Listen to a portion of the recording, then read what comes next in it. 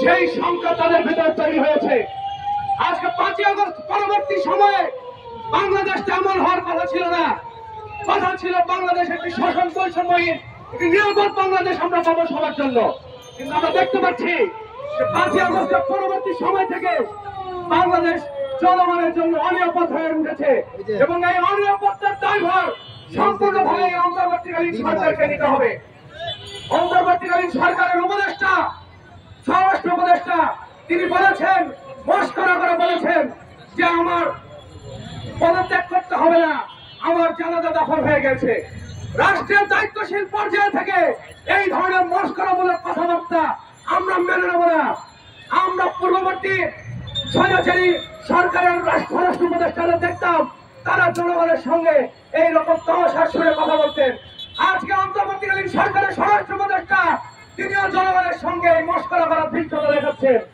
আমরা বলতে চাই, জনগণের সঙ্গে মস্করা করবেন না। জনগণের সঙ্গে মস্করা করলে তার ফল ভালো হবে না। জনগণের সঙ্গে মস্করার ফল কি হয় তা আওয়ামী লীগ সরকার হাতে হাতে পেয়েছে।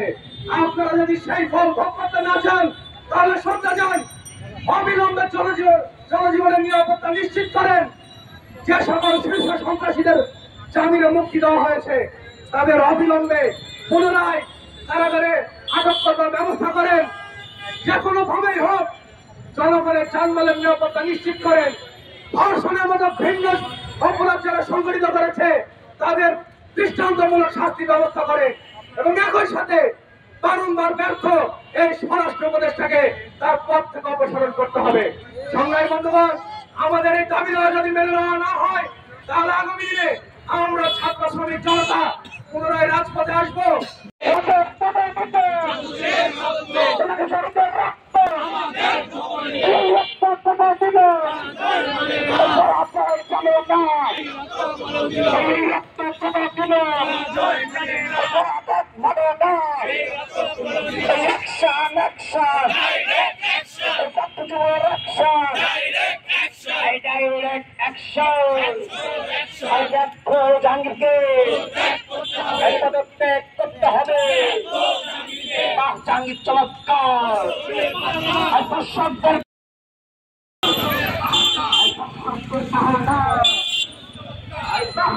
চমৎকার